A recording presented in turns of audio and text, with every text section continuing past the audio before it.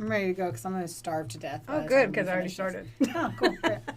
Hello. Hi. Welcome to a couple of Sassholes. That's Heather Terry. Oh, that's Brooklyn Maple. We're switching it We up backwards. did. That was just wild. I know.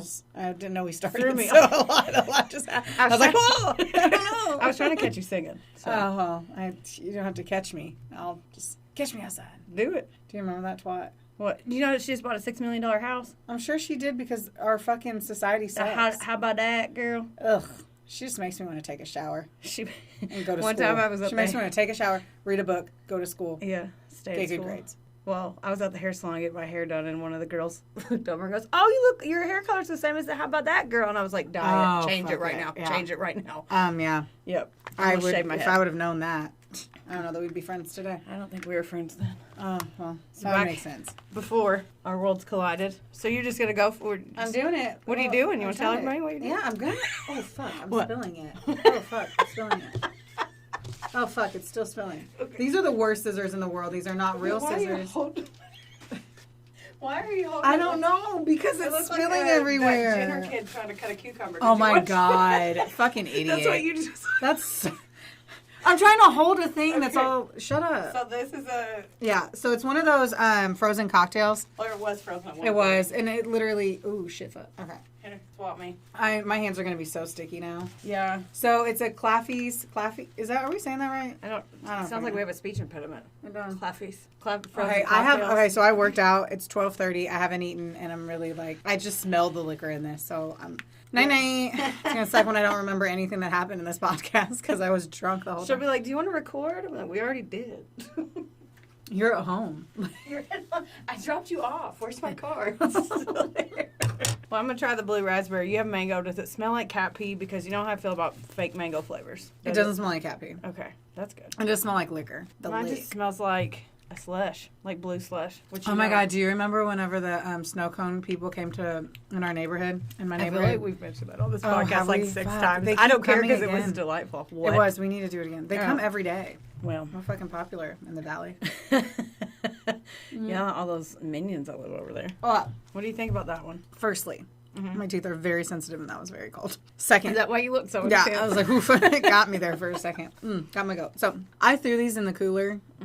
I had like a fully iced cooler on the boat, and they were fucking melted within like 3 seconds, and they never froze up. So that was a really big bump. Like the one. Like the big fucking ice cooler. Yeah. I'll try again and like dig them in deeper. I think what happened was like it took us a second to, but I'm talking like they were out of a freezer. They were out of the freezer and they were in a cooler with no ice for maybe like 20 minutes. I get that may have, but whatever. They just melt really fast. Like I threw these in my bag, you know? Yeah. Like we're talking barely, they're not. Maybe it's because of the liquor in them. I guess. We're used to those ones that cut the sides of your mouth like the Joker. What do you call them? What do you call those? You know what I'm talking about. What was that? I'm trying to swallow this. Okay. And you're coming to me with questions, and then there's dead air, and I'm like, I'm swallowing. Number one, this is delightful. Okay. And I don't know what, the little icy things? What do you call them? The icy things? Like if Ice you pop? said, Mom, Ice I pop? want ice pop. An ice pop, yeah. I call them freeze pops. That's what I called them. That's cool. I don't know. There was just a big internet debate. All about its occupation, I guess. I don't know. I feel like I have to sneeze, too. Okay, what are your thoughts on yours? It's good. I think it's I delightful. can have like I just one. pour it in a cup right now. If we had a cup, we both look around. We're like, is there a cup? The There, cup is use my that fucking one. mouth. There you go. Well, this is good. We brought a little extras. We're finally going to try, what is this? Delirium. It's a popsicle. That's what I called it. Huh? It's a popsicle. These are 90 calories. Sam's Club. Sam's Club, if I was going to marry any fucking store, it would be a Sam's Club. That's my baby daddy, is Sam's Club. A Sam's Club. God, I love them. Can't I get want to try enough of them. Costco. I've been to Costco plenty of times. They're basically the same thing. I don't... You like bulk If we- shopping if- flexing on me right now because I- I really want to go there. Well, I lived in Florida, and that's what we had there. So it's Dang. like, yeah, that's why. Well, I want to go. And then there's BJ's, too, if we're just, like, fucking throwing out all the big shopping warehouses. I never even heard of that one. They're all a good time. all of them are a good time. Okay, are we going to try that other weird little elephant? Oh, yeah. Delirium Nocturnum Belgian Ale. Yeah, I don't even know if I'm going to write that down. I don't even know if you can. Your phone would probably change it. It has a cute Oh, little... these were super cheap, too. The little popsicle things from Yeah. Sam's Club. I'm announcing that again. I was like, is Sam sponsoring? And I don't wish know. they They were. just have a solo I wish deal they with you. fucking would. Bottle opener. So we were supposed to drink this last time. This was like 3 times ago. It's been Yeah. in my fridge. Will's like, what is that? I'm like, It is really weird. You were already buzzed up when you bought it. Okay. I'm going to get Man, we're just... I'm crashing the day. Okay. I don't know. Why is that so fizzy? I don't know. We're out of... Okay. We're not necessarily out. I mean, you can use the ones for my Invisalign. The first time I ever put my fucking Invisalign on a napkin. Why is it so... You would have thought that I Shook shook it it. all the way here. I have seen you drive, so maybe you did shake it all the way. Listen. I'm kidding. I'm obviously the more aggressive driver of the two. The more aggressive everything of the two. Yeah. It's here. Spade to spade. Hey, we got Hey, it. boom, boom, boom. That was... Like, I didn't bartend. Ever. Yeah, or never once had used a bottle opener. It just smells like beer. Well, it's a beer, isn't it? It's a Belgian beer. I don't know. You can go You first. have it all the way over there. It's like 6 miles away. Okay. Yeah, this is weird. Family, yep, okay, since 1654. Just, it feels weird. It looks Oh, it smells like a beer. Like, it smells like, a Blue regular, Moon. like Blue Moon. Basic beer. Just a beer. Tastes like, I don't know, it's giving me a lot of Blue Moon vibes without the orange. That's beer. Yeah. Yeah, I don't Heather know. loves her beer. Just can't keep. I go can't mow keep, the lawn and crush a sixer, you know what I'm saying? Yeah, I can't keep her paws out of the fridge whenever there's ice cold beer in it. The pause in the okay, it's 8.5% though. Oh, so I'm drunk. I'm wasted right now. Yeah, but 4 of these are like $25. They're expensive. For what purpose? Alcoholism. That's exactly the purpose. Okay. Well, do you want the... I'm not gonna... I mean, I'll sippy sip. Okay, here. Thank you. No. All right. Well, I grabbed one more. Oh, there's more. Whoa. Yeah. She was like, Heather was like, we're going to get drunk this Well, I already Sunday. had these in the car or whatever. You were like, I'm bringing the popsicles. Oh. That's I love that that's what I sound like to you. And it's What do okay. I sound like to you? Do it. A country Man. bumpkin. Just because I have a deep voice doesn't I do mean- too. Yeah. Okay, so this Oh, is... no. Yeah. What? Sorry. Oh, fuck me, man. Okay, so this is a Bang mix with 2 X's. Hard seltzer. Froze Rose. Oh, man. You just got so fucking white. Froze rose. I feel like a douchebag. I know. Rose all day. Okay, I'm gonna Oh, go. fuck. I forgot I had makeup on. Yeah. Woo! I just scratched my eyeball like there You was did- no mascara you on did it. have makeup on. Yeah. Woo, man. I was like, what's that hard feeling? That would be my mascara rubbing into my eyeball. Okay, this isn't even cold. You know when you haven't worn makeup in so long that you start looking sickly? That was me today. That's why I was like, I'm going to have to put on some mascara and eyeliner. Just wanted to share that. Oh, well. But I haven't showered, so I guess what's the point? I had last night's makeup on today, so. I'm always proud when you do that. What? Always proud. It means it was a good night. Yeah, something like that. No, it wasn't. Okay, this It's 100 calories. Yeah, it's been in my garage for a very long time. I've tried one before, not a fan, but I'm going to do it again. California cash refund. I'm so confused. Oh my God. Oh. Okay. Okay. I forgot that I hate this. Oh. It tastes like if you crushed up, I want you to think about this. If you crushed up a bunch of Smarties Okay. and then put it in Seltzer water. Okay. I mean, It's. Do you put these in the fridge or do you leave them on the top of It your was in car? the- They're fucking hot. I told you it was in the garage. Why is it caffeine free then? Because I don't know. That is so dumb. Bang is an energy drink, and then you're coming at me with a caffeine free fucking fuck y'all, fuck you. Do you know they make vapes now too? I saw that when I was getting gas the other day. Are they even allowed to? Because that's just now targeting children. Yeah. Rose. Think Smarties in your head. 100%. Right? Isn't that weird? At first I was like, I kind of like it, and then I took another drink. This is awful. I don't like it. I don't like it either. I mean, it is hot, so thank you for the hot drink. Listen. I can't. I don't know. If it's one thing, if it had like some You energy would drink in drink it, I would drink I it. knew it. If there was some caffeine, if you're I going to should have just lied spam to me you and up. told you that I didn't know. Well, I can still read the can, sis. Oh, it's It on says there? it right there. You didn't tell me that it wasn't. I read it on the can. Oh. The very front. At least you're pretty. Not today. Yep, don't care. No. So I there's don't care. that. All right, so we have lots of things to give me a hangover before one. Mm-hmm. How long have we been talking, just so I can kind of stay on track here? 10 minutes. 10 minutes. Things that have happened or are happening. Things. Okay. Yes. Updates. Number 1, Cancun. My throat just made a weird noise. I love it when it does that. Cancun. We leave for Cancun on Saturday. What time do we leave on Saturday? We fly out at 6 o'clock, so 6 a.m. yeah. So we're gonna It's a leave. 2 a.m. wake up. Yeah. Travis was like, awesome. I'm going to go snapper fishing. I'll be up whenever you wake up. I was like, why are you weird? Because he's like, so excited about it. He's like, cool, we can all wake up at the same time together. And I'm like, oh, great 2 a.m. wake ups. I love them. weirdo. Love him. Not his alarm. But I am excited that he's going to be up at the same time so I don't have to worry about oversleeping. Because that's like that fear where you don't really sleep and you're all worried. Anytime where I have to be up at 2 or 3 a.m. for a flight, I barely fucking sleep because I have so much fear of oversleeping. I'm just going to be so excited. Oh, I know. I have all my swimsuits already on, like, over to the side. I'm going to start packing now. You would. I would. I'm a douchebag like that. I'm going to do it, like, the day before. All the new things that I bought, all of that's going to get packed up. Because I specifically got it for this. Mm-hmm. And whatever we get today. Yes, and I'm very excited. You're going to be a Maxinista. I've never gotten so much love back in a text message. I was like, you want to go after we record? And you're like, ah! I want to go so bad. Let's go. We're going to go. And now I'm going to be drunk. So it's going to be even more fun. Oh, God. Just me just fucking doing I love zoomies that because I can DJ Maxx. I can just make you buy stuff. That's fun. Okay, well. What? I'll be like, that looks cute. You'll be like, no, the next day you take it back. Oh, please don't do that to me. I know a lot of free time. So I'm super excited. We're going to do a Just the Tip episode. Speaking of Just the Tip, we started our Just the Tips. Yeah. The reason we named them Just the Tip is because, it's just... We didn't. You came up with it, and I really want to take... Slutty bear. I really want to take credit for it. Thanks. No, those little times where you're on a lunch break and you only have so much time to listen to us, or it's on your way to work and you have a 20 to 27 minute commute. We are perfect for you. So that's an infomercial. I don't know. I love it. We're gonna do it. We're gonna do some Just the Tips in Mexico. Yeah. I was thinking about we're gonna do it, and then we're gonna have to listen to it sober to make sure that it's. I want to do them in the mornings whenever we are having our breakfast and we have coffee and because we're in a resort environment. I feel like we can actually eat food. Heather and I went to Destin. We were like, "Do you want to split this turkey sandwich?"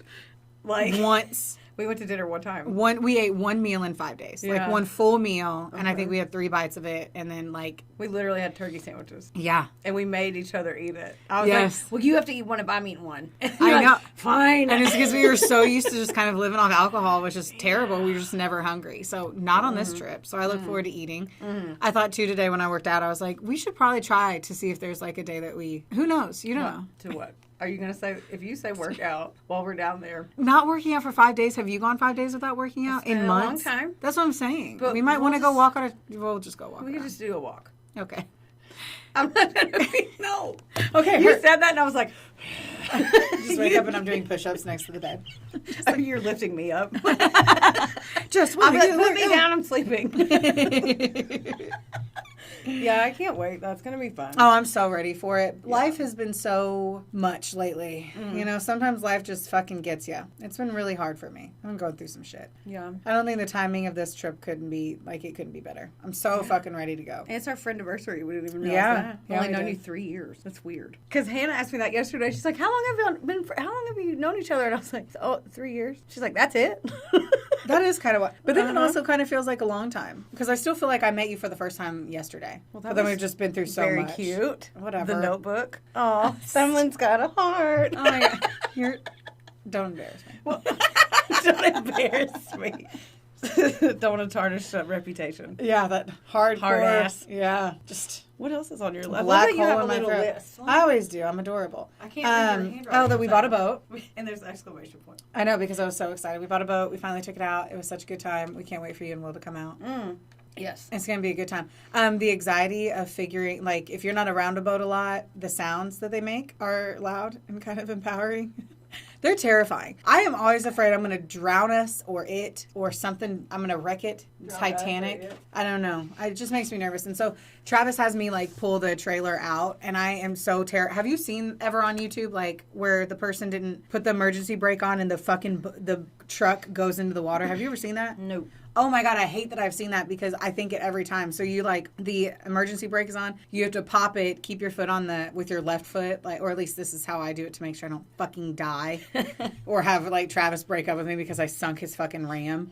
You keep your foot on the regular brake and then you have to do this so that you don't tire screech. And what I'm doing is saying back off the brake and hit the gas. And then I've been driving around with the trailer with a big hard dick. I'm just look at me go. I'm just becoming so powerful as a female.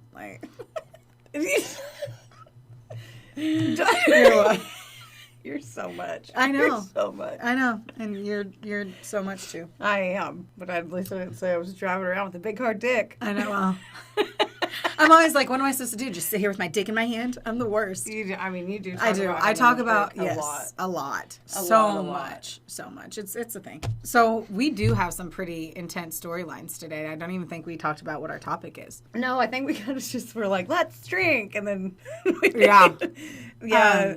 Farmhouse. It was farm phenoms, basically. Like crazy ass shit that happened on farms. Yes. We decided to do this because we were going to the farmer's market, and it's so amazing that we have like a Excel sheet I manage an Excel sheet. Yeah, I'm like, ew, don't spread those lies about me. Of like what our topics are, and it's so funny how they kind of get bumped because depending on the time that we have during the week, how much research we have, once we dig in deeper. We found better stories that week. Yeah. But these are good. I think this is a real fucked up story for me. Yeah. I'm having a hard time kind of processing it. I've noticed that. It's one of those stories that's like really fucked with me. Try not to look. Yeah, don't look at it. Okay. Stop. Look away. Don't look at it. Yeah. Look, I won't. Don't make eye contact. Okay. No, and I don't know if you want to go first. I don't mind going first. Go for it. So this story, yes, as I mentioned, like with Heather, I mean, I've talked to Travis about it and Jaden about it, and they could fucking care less, but they're entertaining it for me because they love me. But like, this one is so fucked up. It's called the White House Farm Murders. I had never heard of it before. I feel like I saw it when I was scrolling, but it happened in 1985, which is kind of why we don't know a shit ton about it. You weren't born, and I was just. And there's also an amazing, pressed a few things. I took a screenshot so I can make sure I could say it all right. Oh, good thing it came out real clear. Look how blurry that is. Oh, I know. Now it fixed. Okay. So I pulled most of this was from Wikipedia, honestly, like the written part that I'm kind of reviewing today. Yeah. But there's also The Murders at White House Farm is on the HBO Max. And it is based on extensive research, interviews, and published accounts, including The Murders at White House Farm by Carol Ann Lee, and then also material from In Search of the Rainbows and by Colin Caffell. Awesome. I think I'm saying that right. I'm very excited. And he's one of the cousins that kind of lived through this entire experience, the Caffell. So if I'm saying anything wrong, hopefully I'm not, because I just watched the fucking show and I'm kind of a twat if I am. Also, too, I didn't get all the way through it, which bummed me out, but I've been like, everyone's been home the last 2 days and I'm like pushing them to make me and like watch the show. And the show's so like the story is so fucked up. I was trying to figure out, I was like, I'm going to call him like a fuck cunt probably the whole entire time, or a fuck bag, all those things, because I hate this person so much. I can see it. Your eyelashes look good. Thank you. I've been using the Lash Boost by Rodian and Fields a lot lately, and I feel like they are popping off. They look fake. Thank you. In a good way. So sweet. In a good way, not like... Speaking of fake, when I was at the car wash yesterday and I got off the phone with you to vacuum out my car, I think I vacuumed up a fake eyelash. What? Yeah. Remember whenever my hairdresser put them on me and I felt like a weirdo? You ripped them off. And I took them off because I was like, I look like a fucking idiot. They looked good. I can't do them. They just... You don't need them. I just don't... Yeah. Don't I prefer... stay as natural as you can be until you get the fake boobs because they were too small. You know what I'm saying? Coming from the girl who has fake tits. Yeah. But I couldn't do anything to make those grow. If I could have worked them out enough to make them grow, I would have done that. You're right. Yeah, had to pump the silicone in them instead. Okay, so I think they say it in Neville because this is all. So my apologies too. This was all in the UK, and so we're gonna kind of go through it in a few different ways. I'm gonna explain some of the key characters, and then I'm gonna kind of explain the horrible shit that happened, and then kind of the outskirts of what happened. So we have June and Neville Bamber. These are two parents. They were born in like 1924, both of them, so they were 61 whenever they had passed away. Ralph was a farmer. He was a former pilot, a magistrate for the local magistrate's court. June was his wife. And they lived in Essex. They had 300 acres of tenant farmland. That used to be June's father's. Oh. Yeah. So beautiful. Like, it's kind of that dream type of scenario. Usually I'm not a big fan of houses in Europe or any other country besides ours, to be very honest with you, because they're just built out of like the concrete walls and no stairwells. And I feel like it's always, or no elevators, only stairs. No stairwells. They just had slides. And those fireman poles. I can't tell you. You're like, I want to go downstairs for breakfast. Get on the slide. Yep. Is that? That's what it was. What's that? You know those slide whistles? Yeah. Yeah. That was really good. I can't do it. Anyway. No, I was just thinking about every time I was like in Puerto Rico and had to carry my fucking suitcase up 6 flights of stairs, and it was always fucking hot. Anyway, not here nor there. So the dad was like 6'4". I feel like some of these things are just going to be more important in the end. They weren't able to have biological children, so they adopted Sheila and Jeremy as babies. So they were not related to each other. June had some depression, which is the mom, right? Mm-hmm. And she had been admitted to psychiatric hospitals in the 50s, including in 1958 after Sheila's adoption, where she was given electroshock therapy at least 6 times. Yeah, that's back when like mental health was taboo and you were allowed to. Yes, and so you had any issues, you were going straight off to the like funny bin, and you were going to be locked up forever. Funny bin. I don't know. Is that what that's anyway? I don't know. I'm drunk now. I'm not. The funny bin. That's what it is today. Mm-hmm. Yeah, I have some beer. I need something. Try this. That mango? Yeah. Okay. And then drink this. I don't. Hey, I'm drinking the fucking 300 calorie beer after working out. So take your 150 calories and shove it. Man. I love you. Okay. Sass. Right, staying on theme. Sorry, yes, I am. I'm going to cut you off every time. I can't wait. It's going to take us 8 hours to do this story. Part 1 and part 2. Okay. Okay, I'm done. All right, electroshock therapy, which sucks. She also was treated by this guy, Hugh Ferguson, who also ended up treating Sheila, which is the adopted daughter. So they were very financially secure. They had the farmhouse, which was a property in London, as we kind of talked about. They gave their children a good home and private education, but June was intensely religious. And so that really kind of sat uneasy with everyone involved. So she would try to, and I love my mom, but she's always like, just pray about it. And I'm like, I'm not religious. And she tosses it on me all the time. I know how annoying it is. I couldn't imagine if you were like living in it, you know? And so she tries to force her children and her grandchildren to adopt the same kind of religious view on everything. And like it troubled them all to kind of, it wasn't a great environment having religion forced on them. She had a poor relationship with Sheila, who felt that June disapproved of her, and June's relationship with Jeremy was also troubled, and they had apparently just completely stopped talking. So Sheila and Jeremy are the adopted siblings. Yeah. Okay. Sheila's ex-husband was concerned about the effect that June was having on his son, so they had twin boys, and she would make them like kneel and pray with her, and it would upset him, and they were not religious, so stop trying to make my kids freaking religious. It just made him uncomfortable. So speaking of that, you have Daniel and Nicholas Caffell. And so here are the photos of, that's Sheila and her 2 sons. And they're adorable. Yeah. Unfortunately, they were 6 when they died. Ugh. Yes. So this was Sheila and Colin Caffell. Colin is also the guy who wrote the book that they did the documentary on. Sorry, I'm trying not to make noises, and then I just clicked on shit. I'm trying to eat and drink. It's me trying to pay attention to all the things that were like, that's annoying you're a little far away, too, if you try to talk. Just what? I know, they're so far away because we were like, we can hear ourselves swallow too much. So we're like trying not to fucking... Or shove that up my nose. Or like the ice hitting the inside of... Anyway, so Colin was an art student whenever he met Sheila. Both of the parents were involved in the upbringing after the divorce. The kids were placed in foster care for just 1 year, from 82 to 83, because of Sheila's health problems. For several months, she was living with Colin. The kids were living with Colin at his home in North London, which wasn't far from Sheila's home, which is great. In August of 1985, the Bambers, which is her parents, they ask for them to come visit for a week. And so they make a trip, and Sheila stays there with her family and with her 2 sons. And they, their cousins come over and they kind of spend some time together. And at the end of the day, it's a super normal kind of environment. Sheila, she was 28 when she died, and she was born to an 18-year-old. I'm not, you know what? There's some things I'm gonna have to cut out for the sake of this, but you can find any of the information on why she was young parents type of deal, and so she was adopted. She was 17 when she found out she was pregnant by Colin, and they, of course, the Bambers actually arranged for an abortion. And after that, they were like, fuck it. Really? Yeah. Wow. She was like, I'm not even, probably because of, I don't know. Her mom was really, really uptight. Like, Sheila and Colin were, found sunbathing naked in a field. Fuck it, it's the 70s. Everybody's naked. Why not? If you're in the middle of if you have 300 acres, I'd be naked too. Fuck it. I would. I would. I would 100% be naked. Anyway, so their relationship is they're just kind of in a weird place, but it does look like Colin and Sheila were in an awesome space after their divorce, which just kind of makes all of this kind of shittier, honestly. Sheila, her mental health was declining, and there were episodes of her banging her head up against walls, and the family doctor in 83 had taken her to a psychiatrist, and she was paranoid and kind of psychotic. She was having an episode. They ended up finding out that she has schizophrenia.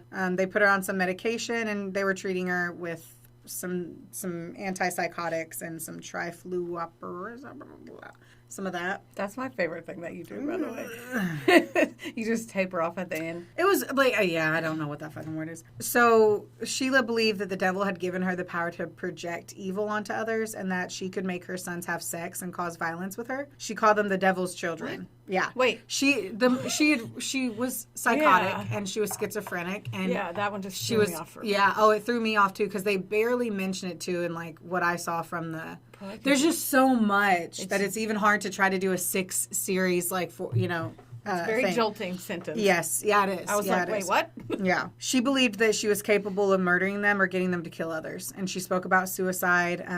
But a lot of people are like, she's not at a suicide risk. So I think she had a mental breakdown. They put her on some meds and then she seemed very like not there anymore, unfortunately. It was either you're going to hear all the voices or you're not going to do anything. So she had a very erratic mental state, but they still, Ferguson, who was her doctor, had told the court that violence wasn't necessary. Like they weren't expecting her to really significantly hurt anyone. Now Jeremy, also known as Fuck Bag. This is the one that you said? This is a guy and he's kind of hot, which sucks. Let me see. Just take all my research with you as you stare. He looked, I don't know. He's cute. But he does look like something's off. Yeah. Just look at him like something's up in Pirates He's going to embezzle from his company or stab you. Yeah. Or do something. Or you could just tell me and I'll shut up. Yeah. So there's that. Okay. Anyway. So he was the child of a married Army sergeant who had an affair with a student midwife. And so they gave him up for adoption. Now, he attended some great schools. The family ended up paying for him to visit Australia. He took scuba diving courses before traveling to New Zealand. He's kind of a prick. Like, he was adopted by a good family. The family wasn't the most perfect scenario. And so, like, he's caught, like, broken into jewelers, smuggling heroin. He was even, I believe he stole from his own house and acted like it was a robbery and just stole. He was just a complete fuck bag. Like, there's all I can say. You know, acting out because maybe his dick's just 1 inch too short. You know what I'm saying? I'm mad. Like, who? I got the short end of the stick. But did you say this dick? Oh, sticks. I thought that's what you said. No, short end of the stick. Doesn't it sound like it? I guess. Let's see what other people think. I'm not going to name the episode that, by the way. Short end of this dick. No.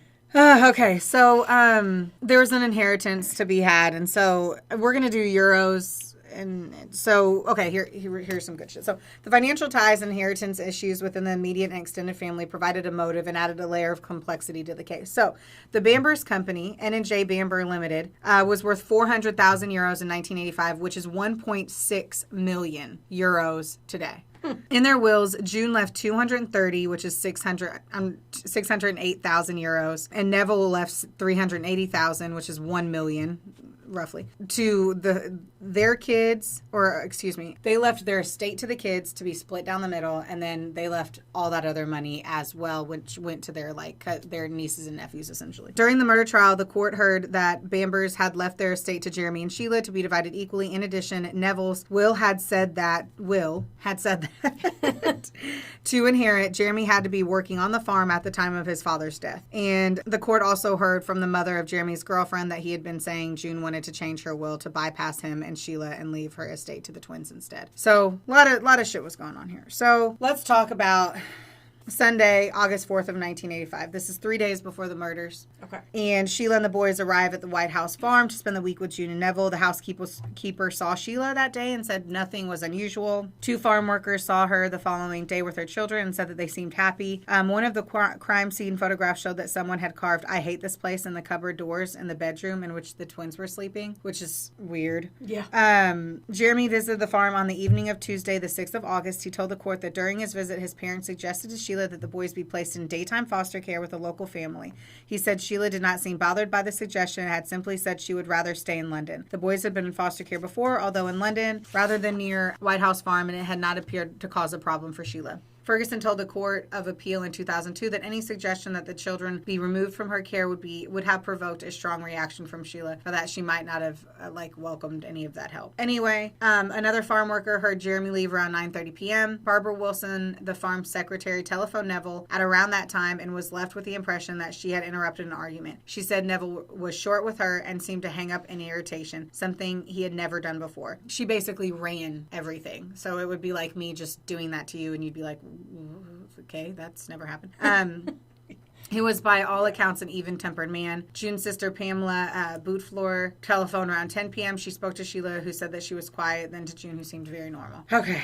I'm trying to figure out how to do this because this is kind of when everything starts to unravel. This is the bad part? This is the bad part. Okay. Okay. So I'm going to try to... Okay.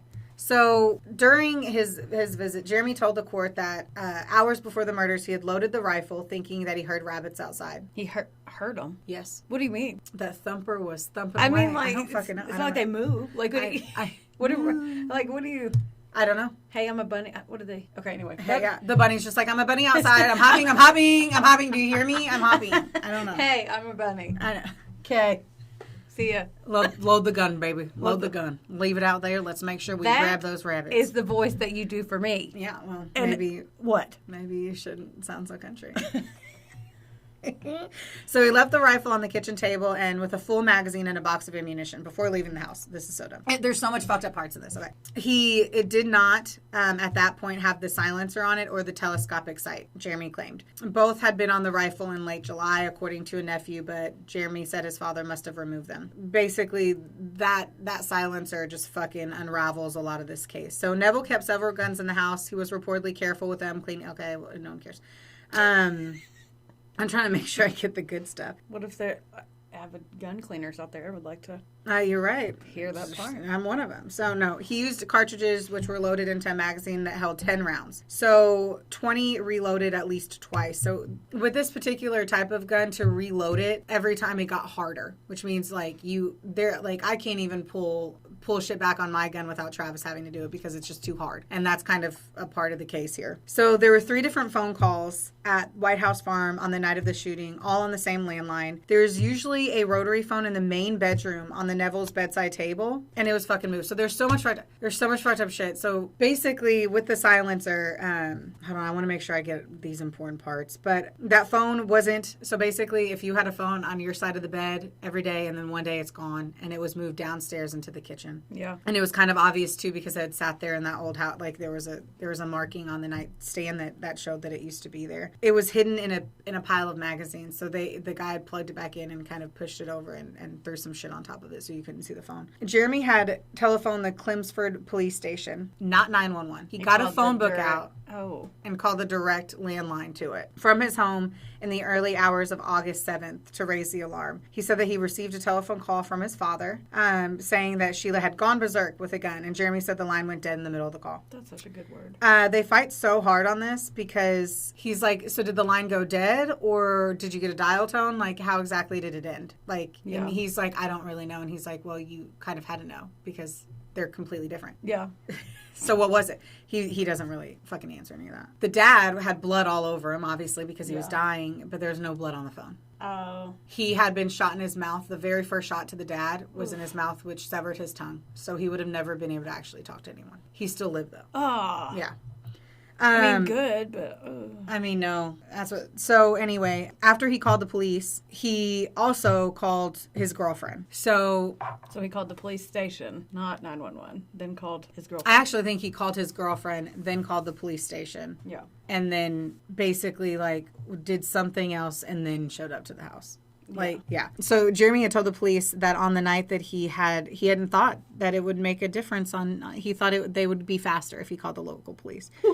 And he said he spent time looking at the number, and even though his father had asked him to come quickly, he had first telephoned his girlfriend, Julie Mugford, and then had driven slowly to the farmhouse. So basically the cops got there before he ever did. And he just scoots through haphazardly and not paying any attention to it. Let's see here.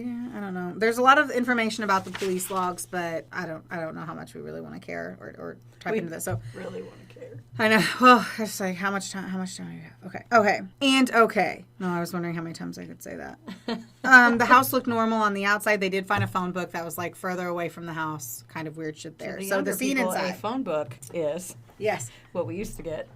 They had telephone numbers in them. A landline is. It is where it's not a cell phone and it's attached into a wall. So the police entered the farmhouse at 7:54 a.m. using a sledgehammer to break the back door because everything was locked from the inside. Important key fact. And there was a key still in the lock. They found. I know, I'm so fucking annoyed about it. Because the cousin comes over at one point to like let the air out, and there's on the kitchen window, it can be locked from the outside. Like she found out that it doesn't sit perfectly. I can't explain the window because it's nothing that we have here in the U.S. Yeah. But imagine that you could close it from the outside because it was broken, and you would only know that if you had grown up in the house. Oh. Yeah. So it looked like it was from the inside, but really there was a way to get out. Ooh. Oh, by the way, there was a cop that did not listen to any of this advice, and he was a complete douchebag. Talk about small dick problems. And there's one cop. The only reason this whole thing was even figured out truly was because one specific detective was like, I don't believe it. And he pulled all of this together. So they were just trying to be like, no. They 100% wanted to close it. Yep, they wanted to close it. Wow. And I mean, all the newspaper, everything. Like by the time the family was like buried or burned, because of course he did so much fucked up shit after this, it's unreal. And I haven't even gotten to the murder part, so I do need to hustle. So they found 5 bodies with multiple gunshot wounds. Neville was downstairs in the kitchen, and the rest were upstairs. 25 shots have been fired, mostly at close range. In what order the family was killed is not. A telephone was lying on one of the kitchen surfaces with its receiver off the hook next to the empty 22 cartridge cases. The police said chairs and stools were overturned, and there was broken crockery, a broken sugar basin. Wait, what? I don't fucking know. What is that? Glasses, like cups. Okay, I'm never saying glasses and cups ever again. Okay. Crockery. Crockery. Somebody else writes in, that's not what crockery is. Wow. Sugar basin, ceiling light, and what looked like blood was on the floor. So Neville was found in the kitchen, dressed in his pajamas, lying over an overturned chair in the fireplace, or next to the fireplace, sorry. Amid a scene suggested a struggle. He had been shot 8 times, 6 times to the head and face, fired when the rifle was a few inches from his skin. Oof. The remaining shots to his body had occurred from at least 2 feet away. Based on where the empty cartridges cases were found, 3 in the kitchen and 1 on the stairs. The police concluded that he had been shot 4 times upstairs, but had managed to get downstairs where a struggle took place, and during which he was hit several times with a rifle and shot again, this time fatally. 6'4", big man, but somehow he was killed by a 28-year-old woman. And no one fucking stops any of this shit, too. Yeah. There were 2 wounds to his right side and 2 on the top of his head, which were probably would have resulted in unconsciousness. The left side of his lip was wounded, his jaw was fractured, and his teeth, neck, and larynx were damaged. So whenever he had said that his dad called and said his sister went berserk, he could have. It was one of the first shots. He would have never been able to speak. Oh. So he never called his son. Yeah. Gotcha. Yes. There were marks all over his arms that kind of show that he was beaten with a gun, too. So, yeah. Yes. June, her body and clothing were heavily bloodstained. She was found in her nightdress with bare feet. The police believe she had been sitting up during part of the attack based on the pattern of blood on her clothing. She was found lying on the floor by the door of the master bedroom. June had been shot 7 times. 1 shot to her forehead between her eyes was fired from under 1 foot away. That and another shot to the right side of her head would have caused her death quickly. There were also shots to the right side of her lower neck, her right forearm, and 2 injuries on the right side of her chest and her right knee. Yeah. Let's talk about Daniel and Nicholas, the 6-year-old twins. Oh.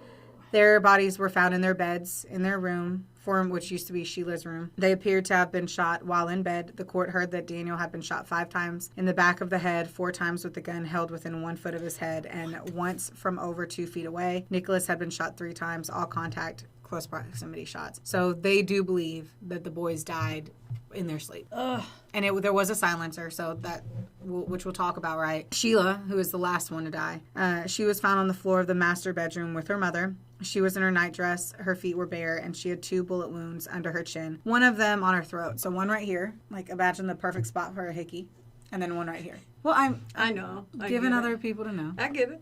So all they did some samples with her too to see if she had done any. She had smoked some weed, but I believe that was the only drug in her system. The entire theory was murder suicide. That's what I was going to ask you. Why? A newspaper. They don't know. They just think she lost her mind. Was the idea. So now I'm going to go through and basically say fuck all of the rest of the information on Wikipedia. I'm going through what I've read and researched. Right. Okay. I'm going to try not to have to read anything through here. So. Okay.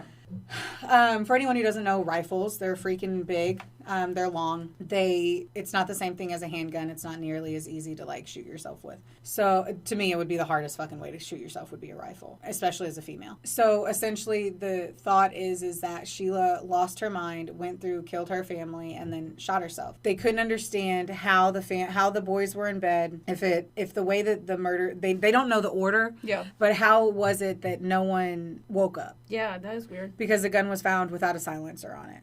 And so what really happened is that there was a silencer on it. When you add a silencer, it adds interest to it. So basically, it was impossible. That was one of the biggest. Okay.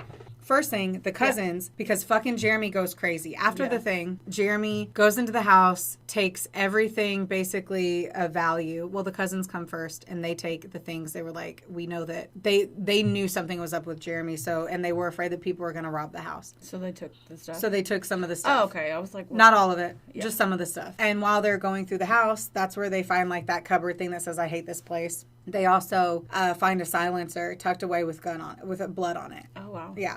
And it's Sheila's blood. And so that proves the point that she didn't get it, right?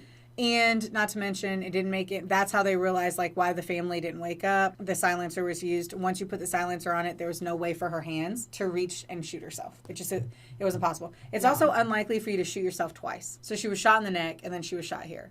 Yeah, yeah. So there's that kind of theory. But apparently that can happen. You can miss and then recorrect and do it. You don't hear about that one. No, it's very few cases. The morgue guy was saying, he was like, I've had it happen 4 times, but it's very unlikely. So the silencer is a huge key piece to it. Yeah. They see that Sheila's right ring fingerprint was on the right side of the butt of the rifle pointing downwards, and there was a print from Bamber's right forefinger on the rear end of the barrel above this. It looked like there was definitely. So everything pointed to him. Yeah, but no, of course, no one really wanted to pay too much attention to it. Just the crazy lady. Yeah. This one I hadn't even gotten to was that there were scratch marks on the mantelpiece. So Bamber's cousin went to the farmhouse to search for the source. I don't know why they're saying something about red paint. I don't know if somehow found marks of red paint on the other side of the mantelpiece. Sorry, I'm literally looking at this because I haven't seen this on anything else. I'm like, what? Your face is brand new. Yeah, I think that fuck that. I think there was confusion that they thought maybe it wasn't blood and it was paint. But it was blood. So I mentioned this silence. Oh, what else they had? So there was a little dog. Yeah. The dog didn't. June had a dog, and she loved the fucking dog, and he literally put the dog down as soon as they gave it to him. He did? Yeah, he euthanized the dog for no fucking reason. And he tells the guy who euthanizes the dog that it's the dog's just so depressed because he lost his owner. And he was like, well, I can try to give him to someone else. And he was like, no, I think it's better this way. And he literally lights a cigarette and just watches him kill the dog. Yeah. He sells his dad's military medals. What? For nothing. He's a piece of shit. Yeah. At the wake, he's flirting with someone else. He fakes crying. He has a girlfriend. Wow. She's with him through all of this, right? He fakes crying. I also think there's some gay shit going on in there too, because they show him really, really close with another man in a way that is just not common for just best buds. And then he literally at the wake is laughing, joking. He was caught celebrating multiple times, laughing and joking along the way. Julie Mugford is his girlfriend, and she is kind of the one who I would say officially the cousins are so pissed and they believe that he did it, and they do everything they can to try to make sure that he gets held accountable. Yeah. But because the police won't listen to him, it doesn't matter. So they let them bury the sons, but he cremates the rest of the family, so all the evidence is gone. Of course. Yeah. So 1 month after the murders, Julie finally changes her story, and she's like, he was planning on killing his family. And so so Jeremy's like, fuck this. It's because you're mad that I jilted you because he's a whore bag and he like cheats and is just the worst thing in the world. You see her like panicking kind of through, like, you can just tell she knows more than she's saying that she knows. And the way that Jeremy's acting is like pure evil. You know, his entire family dies. He acts like it's such a hard thing. Then he puts the dog down, sells all of his parents' stuff. So he's garbage. Oh, he's complete garbage. Yeah. She initially had supported Bamber, and there's photographs of his parents in Sheila's funeral where he's weeping and hanging onto her arm. She said that Bamber had telephoned her at the home, and they try to talk about the time, and you can tell that she's lying in kind of all of it. She has to make eye contact with him the whole time. You know, she just doesn't really know exactly what to say. Yeah. She has a ton of fights with Bamber, and obviously because the guy's a fucking sociopathic murderer. Yeah. And he seemed to have wanted to end the relationship because he's coming into all this money. You know, he's coming into all this money, and he doesn't need her anymore, and she was kind of the alibi. So she tells him that he's a psychopath, and that at one point he tried to smother him with a pillow. She tried to smother him? I think that's what that says, yes. Mugford told Bamber he was a psychopath, and at one point tried to smother him with a pillow, yeah. During one of their arguments, another woman had telephoned Bamber in Mugford's presence, and it became clear to her that he was seeing this other woman. And she smashed him. Oh, yeah, I remember seeing this now. She smashes a mirror and he slaps him. And he twists her arm back, and after that, she went to the police because he's just like, fuck you. It's 1 month after the murder. Like, only 4 weeks after his entire family's murdered. Yeah. He does it. He's so dumb. The dude, like, that's the other thing, too, is the guy's so callous, and he doesn't even try to cover it up. What, like, I'm talking, he kills the dog within 72 hours. Like, you got to play the fucking game. Yeah. Or no one would have been looking at you. If he would have just stopped being that way, he probably really could have gotten away with it. In the second statement, she alleges that between July and October of 1984, he had said he wished he could get rid of them all. He had talked disparagingly about his old father and mad mother, she claimed, and they were trying to run his life. Bamber said his sister had nothing to live for and that the twins were disturbed. The fact that his parents were paying for Sheila's expensive flat in Maida Vale annoyed him. In discussions, she had said that she dismissed it as idle talk, and he had talked about sedating his parents with sleeping pills, shooting them, then setting fire to the farmhouse. He said that Sheila would be a good scapegoat because of everything that was going on with her mental instability. And he had discussed cycling along the back roads to the house, entering the house through the through the kitchen window, because he knew that the window was broken, and leaving it and shutting it from the outside. And that he would just do a last phone call so that it could be recorded. Wow. Yep. He said that he claimed to have killed rats with his bare hands to test whether he was able to kill, but he said it had taught him that that he would not be able to kill his family, although he allegedly continued to talk about doing so. He's gross. Yeah. So apparently, according to Mugford, he had spent the weekend before the murders at the cottage in Gold Hanger, I hope it's where he had dyed his hair black. Yeah, he did. He had seen his mother. He had borrowed his mother's bicycle there. And that's kind of what he ended up using on the back roads to, like, drive back to it. Yeah. So she had told the police that he had telephoned her at 9:50 p.m. on the 6th of August and said he had been thinking about the crime all day and was pissed off that it was tonight or never. A few hours later, at 3 to 3:30 in the morning on August 7th, Mugford said he phoned her again to say, everything is going well. Something is wrong at the farm. I haven't had any sleep all night. Bye, honey, and I love you lots. Her flatmate's evidence suggested that the call had come through closer to 3 o'clock. Bamber called her later in the morning to tell her that Sheila had gone mad and that a police car was coming to pick her up. When she arrived to the police at Bamber's cottage, he had pulled to one side and said, I should have been an actor. Ew. Yeah. She had asked him later on and was like, did he do it? And he said no, but that a friend of his had, whom he named. The man was a plumber that the family had used in the past, whatever. Just another, scapegoat here because he's a fucking thought. They talk about it some more, and he said, as the police were checking with the alibi, he said everything had gone as planned. He said except that Neville had put up a fight and that the friend had become angry and shot him 7 times. The friend had allegedly told Sheila to lie down and shoot herself last. Bamber said the friend then placed a Bible on her chest, so it appeared to have killed herself in a religious frenzy. They literally had the Holy Bible sitting like perfectly right next to her, yeah.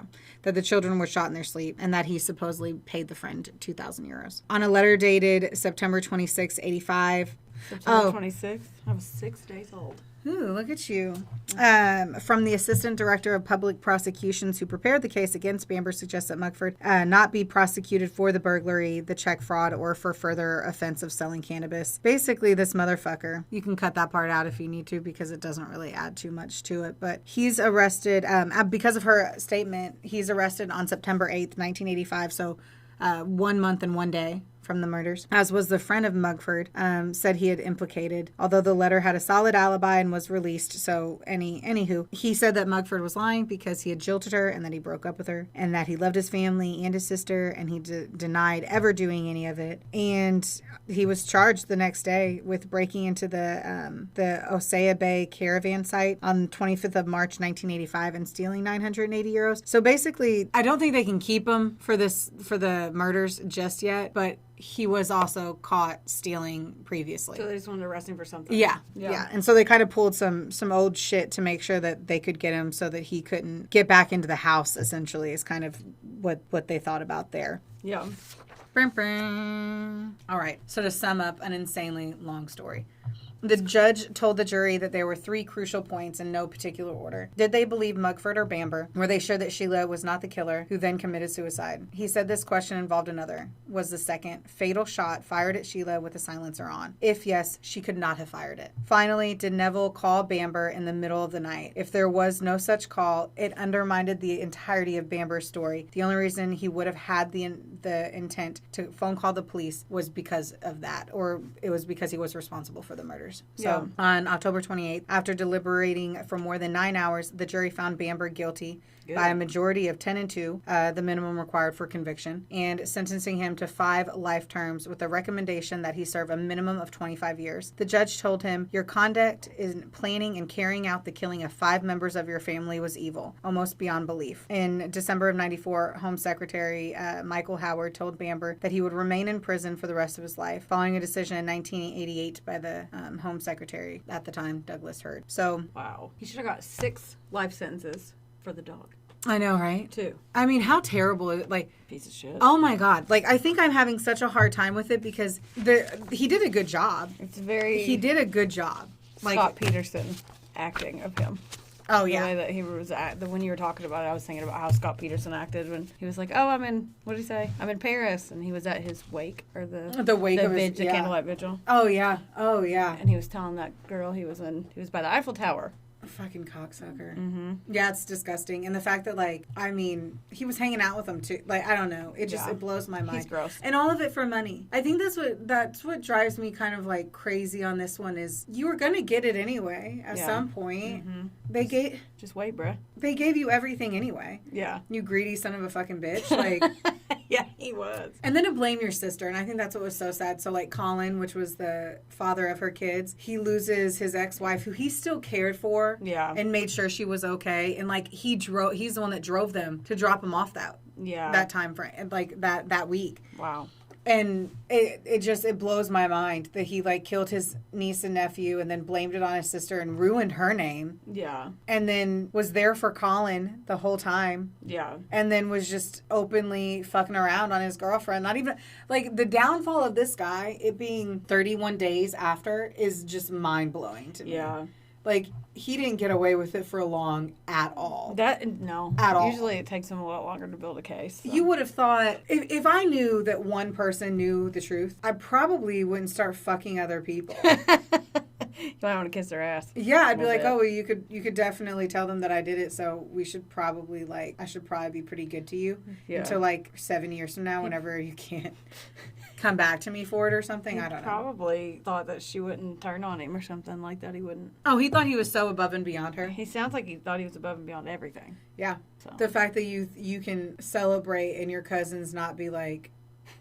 Yeah. I can tell you're celebrating. Like, he's basically, like, drunk in every scene. Like, just kind of, like, drinking wine and living his best life. Literally celebrating the fact that he killed 5 people. His entire family. Piece of shit. Yep. Pause so I can pee. Actually, hold on. I guess that's where I have to say, and that was the story of the White House farm murder. Yeah. Now you want to... It was such a bummer. Potty break? Now I do have to pee. Okay. Pause. Okay. Back in. Back in. We're Me and my back always in. need for a potty break. I know. But you never heard that story, right? No. Me either. But watch it on HBO because the acting is awesome and it also pisses you off, and then you can really understand like how big. Yeah. Who it played was. him? Oh, I don't know. Oh, I was just wondering. I'm pretty what he sure looked one like. of the guys, the guy that I think they have that little sexy touchy time together. Their sexy touchy time. I'm pretty sure he's one of the guys from Game of Thrones. Yeah. Yeah, I think he's the one that has dick cut off. I don't remember. I don't remember either. So I guess we should back into your topic. Yeah. Well, have you ever heard of Belle Gunness? And you're gonna laugh every time I say her name because of my accent. Belle? Belle Gunness. No.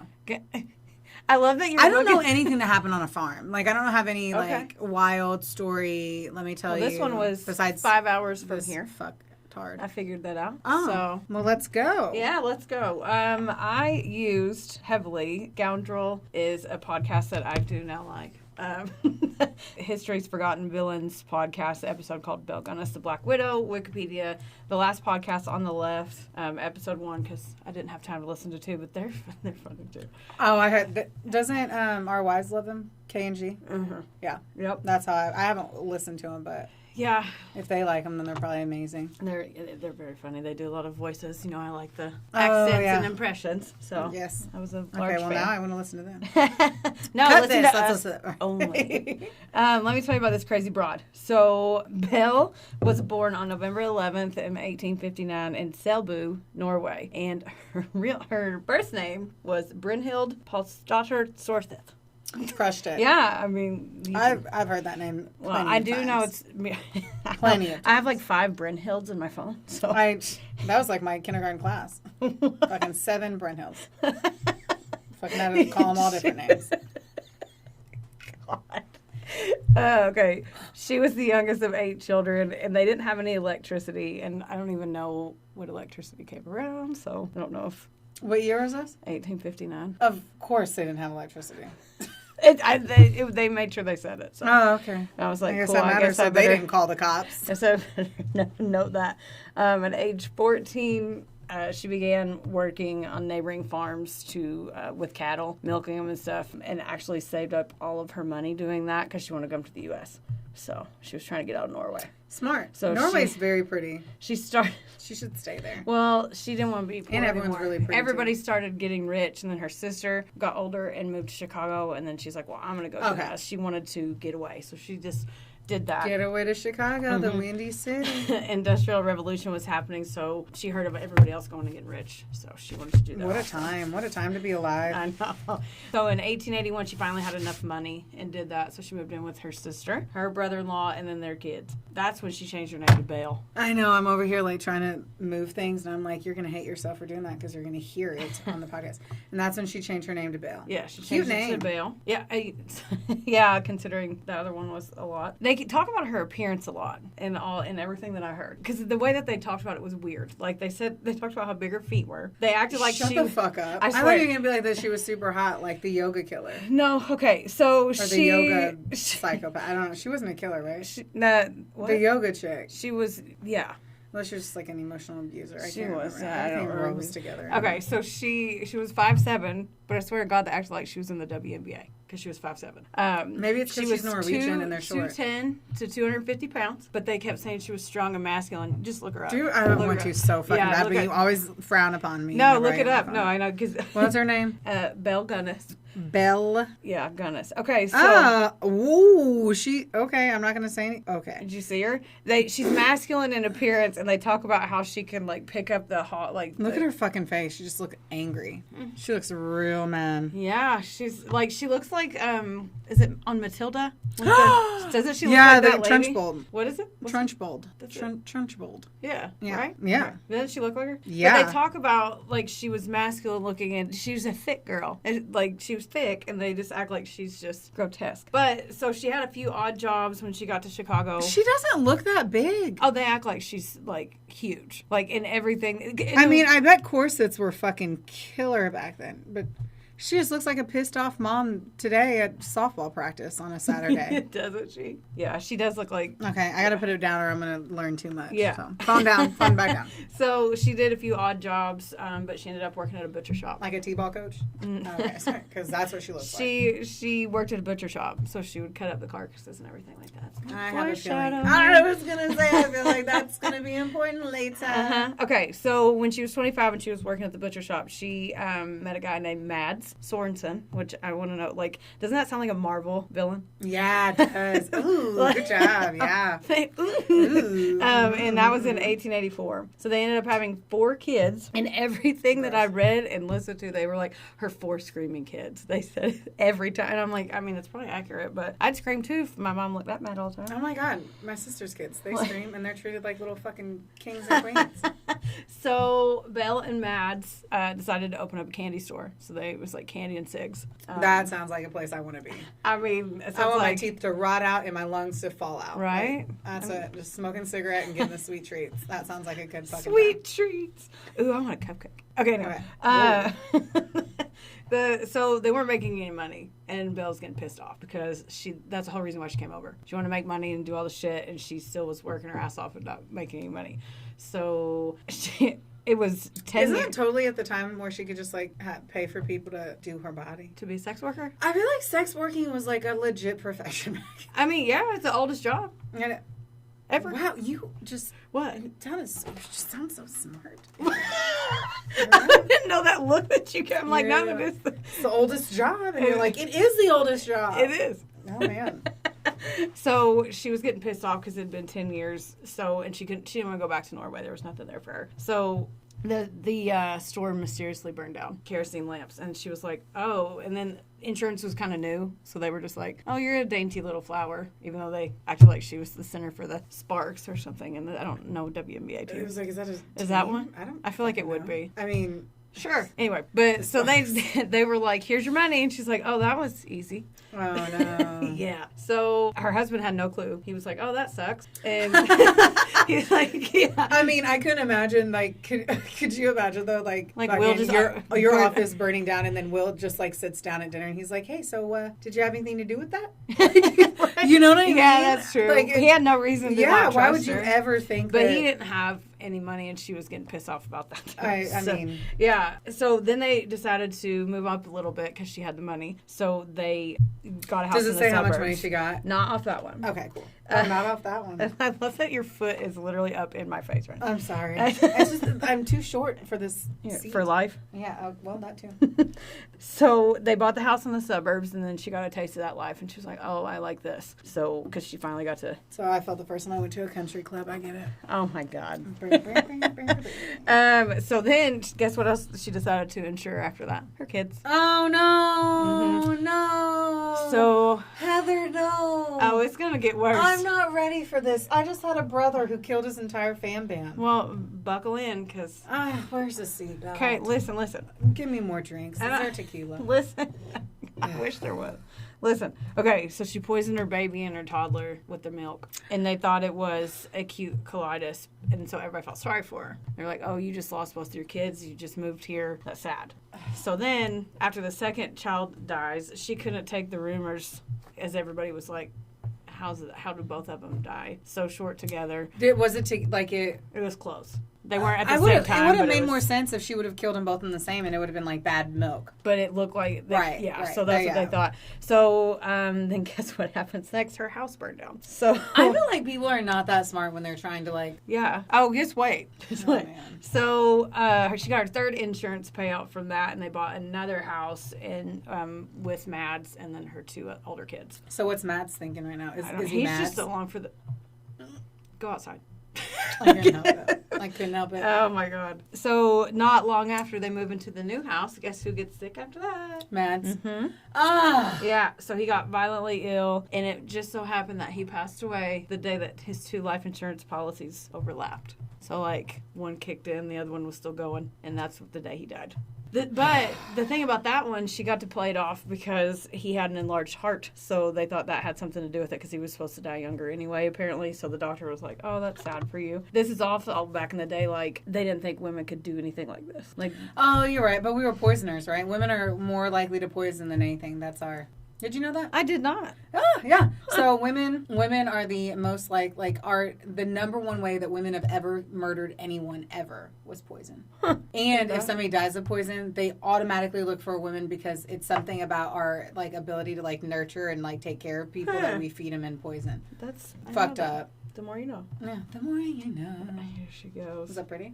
It was. My so her neighbors begin to talk because, obviously shit keeps happening around her. And they're like, okay. Dude, I'd be talking so much shit if that happened to, Sarah up the street. I'd be like, have you heard about the Thompsons? Yeah. So they're, living the high life now. And she is with her two other daughters? Yes. It's just her and two kids, right? Yes, right now. Right. Yes. So they don't understand how she has all this money. Because they didn't know what happened. When she moved out there, they didn't know why. Okay, so she was so she went to the suburbs, killed off her husband, killed her two kids, burned her house down. And then was like, I'm going to relocate because everybody be looking at me weird at the grocery store. Well, just so... No, but that's what happened, right? So far. Okay. Mm-hmm. So she took all of her insurance money, and the total of all the insurance money now is $350,000. So then she sold her house, and then they... So, just a year of salary. Okay.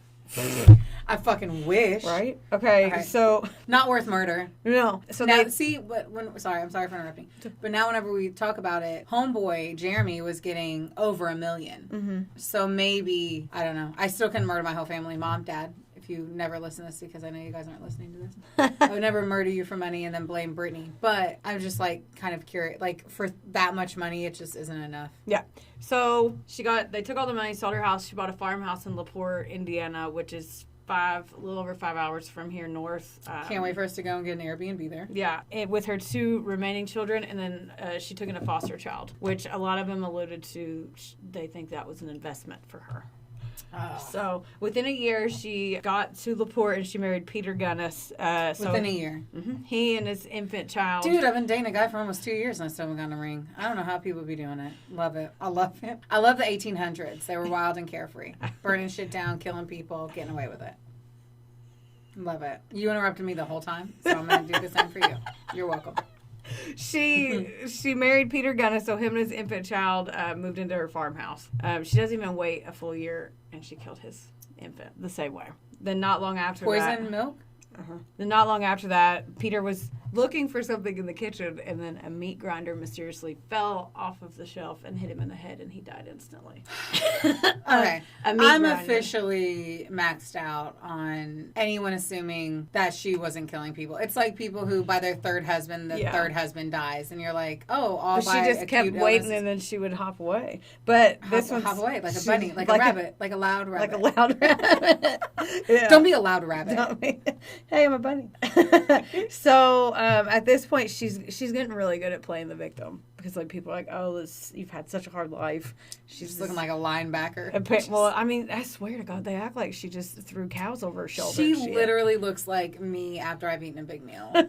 Fuck them. She's just thick. So she was new to town, so they didn't know that she was a psychopath. But one day at school, no internet, man, when you don't got the googs. Yeah, one day at school, her daughter told a friend she saw her mom hit her stepdad in the head. So then they told the teacher. Her friend told the teacher.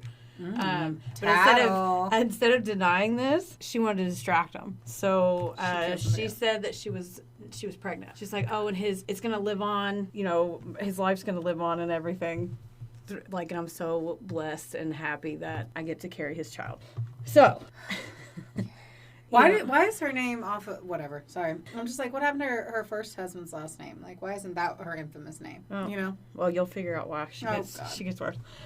So she only got $3,000 in life insurance check, which is $80,000 today. Wow, inflation. Oh. But she has to figure out how to get paid because there's not a lot of rich men where she was. So she's like, I know, she's in Indiana. We're very aware. Well, she's like, heaven forbid. So this is where she comes up with her plan. So this bitch puts in the Chicago papers, she says, and I quote, "A wealthy widow looking for similarly blessed gentlemen with whom she can merge fortunes." She puts a singles ad in the newspapers, and it works very well. Oh, I believe it. So, of course, there's if that was my Tinder profile headline, yeah, I feel like it would have merged fortunes. Oh, Yeah. merge some fortunes. Bump some uglies. Oh, my God. I know, you're welcome. So, of course, there's some assholes who come in and try to get her money, but... I totally thought when I said the bump uglies, and you're like, then there's some assholes. I'm like, whoa. I was thinking actual legitimate cats. Okay, no, I'm just going to be quiet. I've had a half a beer. And some cardio. And I feel like I'm just going to, okay. So I need to get lunch after this. Oh my gosh. You're crushing it though. Thanks. This is a very So legit story. she would correspond with them for like months and like build them up. So she had all these like little letter boyfriends. So then she was very like Tinder swindlery. Like she would be like, "Hey, I want to marry you. You should liquidate all your assets. Come to my farm. Come live with me." And so Come to my farm. they, come live with yeah, like come marry her. So they would sell all their shit, bring all their cash. She'd be like, "Hey, let's eat some dinner. I'm gonna cook for you." And of course they would bring her presents too, right? Fuck me in the ass And right then- now. yeah. I can already tell. Oh my god. So she would literally, whatever was heavy around, she would beat the shit out of them. Like, she doesn't poison them anymore. Now she's hitting them and beating them to death with whatever's around. You know, the whole reason they were talking about how she was a big girl was so they could say why she could beat men over the fact that like she was probably just really smart and took a meat tenderizer to the back of their head. You had that one. It's because I have a very heavy meat tenderizer. And I feel like if I was going to fight someone with something, That's what it would be. It would be the meat tenderizer. I come home, Travis threw them away. According to her handyman that worked there, they think she killed 42 people just while she was there, but nobody knows the real number. So okay, so she would have them sell their assets, come here to marry her, and they would have their assets on them. They brought cash because it's not like they have a debit card. Right. You Sorry, know what dumb. I mean? Yeah, No, apparently you're right. But so they don't know about that, but keep the handyman in mind. So they would bring her all these gifts and stuff. And she lived in a small town in Indiana or wherever the fuck John Cougar Mellencamp sang about. But like she would wear her furs and her jewelry and stuff out. And people are like, "Bitch, you don't even work." Like how? Yeah. So they talk shit. They start realizing it. Like they notice, and then if they you- notice all her little boyfriends. If like this winter you just like started wearing like mink coats everywhere, Yeah. I'd be like, number one, PETA bitch, and then number two, I'd be like, so what's Will doing? Yeah, right. Some side hustles, and why isn't Travis in on it? Like, So if you're doing something illegal, I want to do it with you. Aw. Future reference. Okay, thanks. If an opportunity comes along, we can Ozarks together. I don't watch that show. They notice all her little boyfriends that they come in and they don't leave. So she just says, "Oh, don't worry about it." They just leave in the night. But people are noticing like dudes are coming to your house and then we never see them again. But isn't she on like a farm in the midst of nowhere? But it's a little town, so they probably have to go through the town back then, you know. But like, where's the cars going? She just has like 18 dumped cars in the back. Sorry, I'm just intrigued. Oh wait, do they even have cars in? I don't know. I didn't know when electricity was invented, so I have no idea. Crushing it.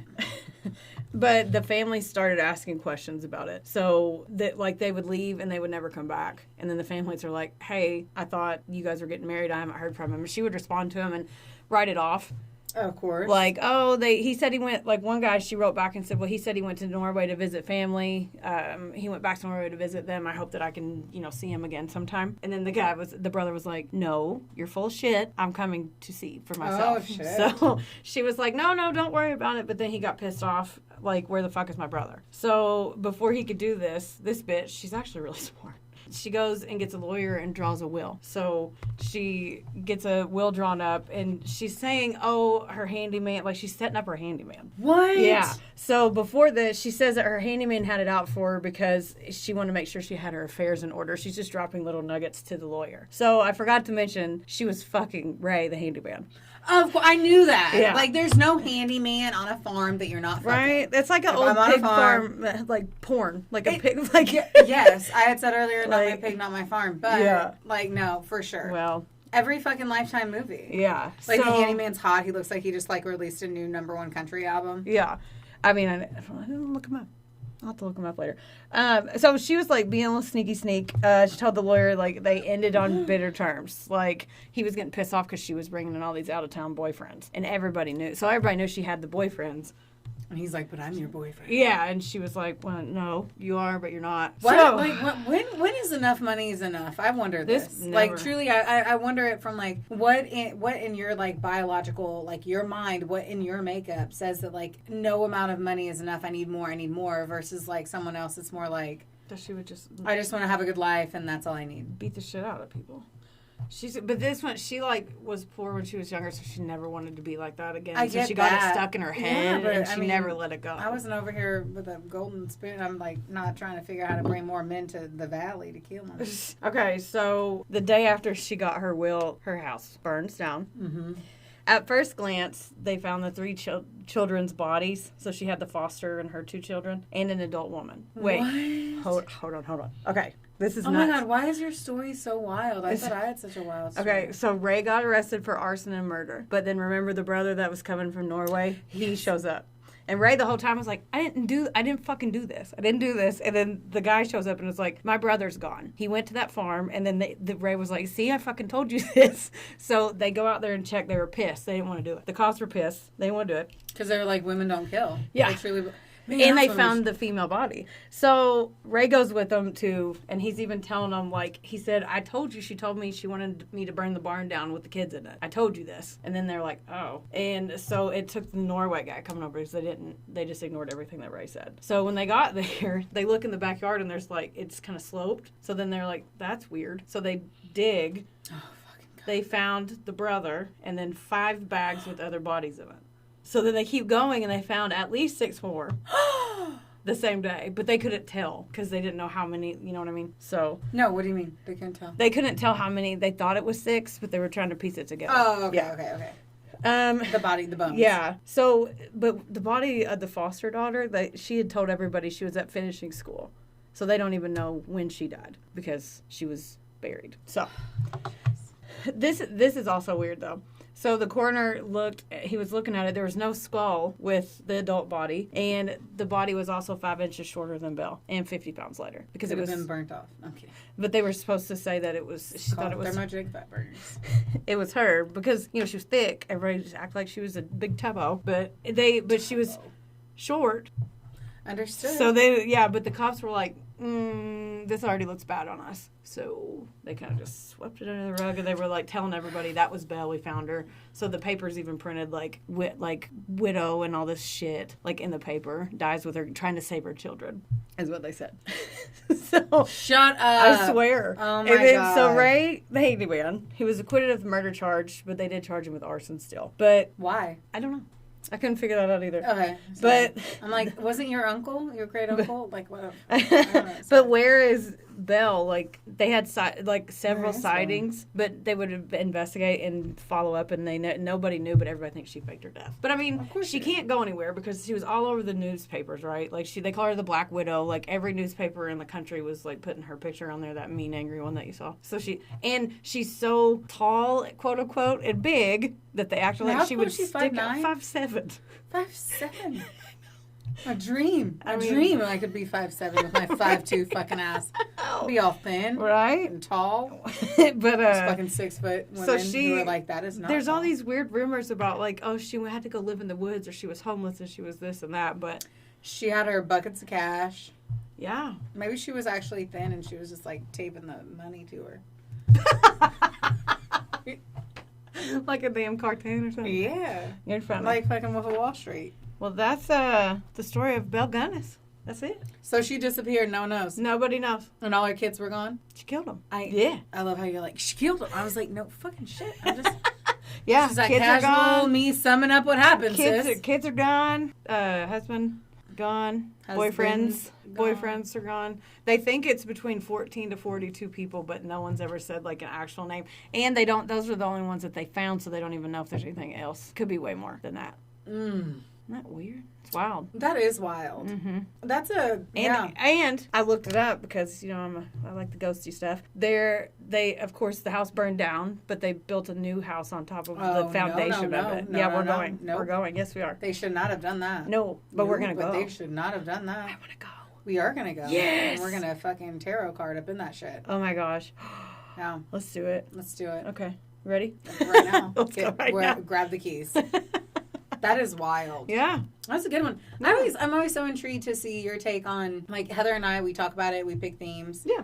That's the most we do. We don't really explain what our storyline is. But I'm always so intrigued by the ones you bring to me because I'm Googling the same shit as you, and yet we, like, land on completely different things. That is accurate.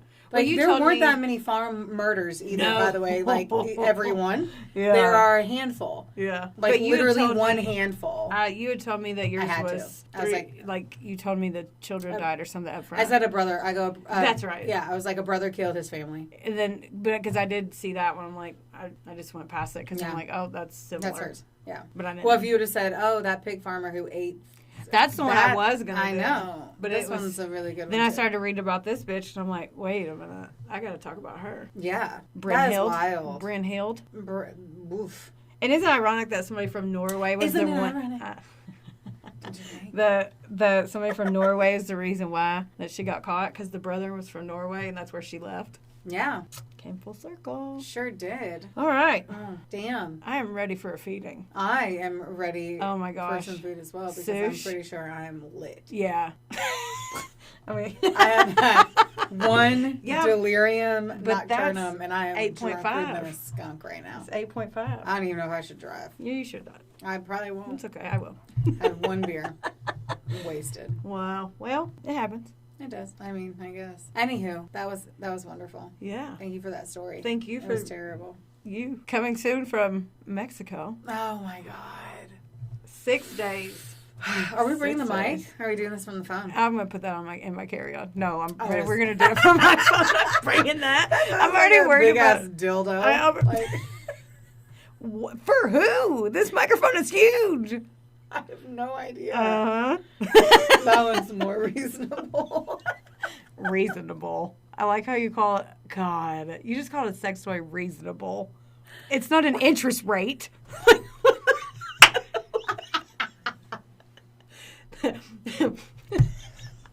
It's so reasonable. Like that. Jeez. God. Anyway, thanks for listening to a couple of Sassholes. Yes. Can I put that down?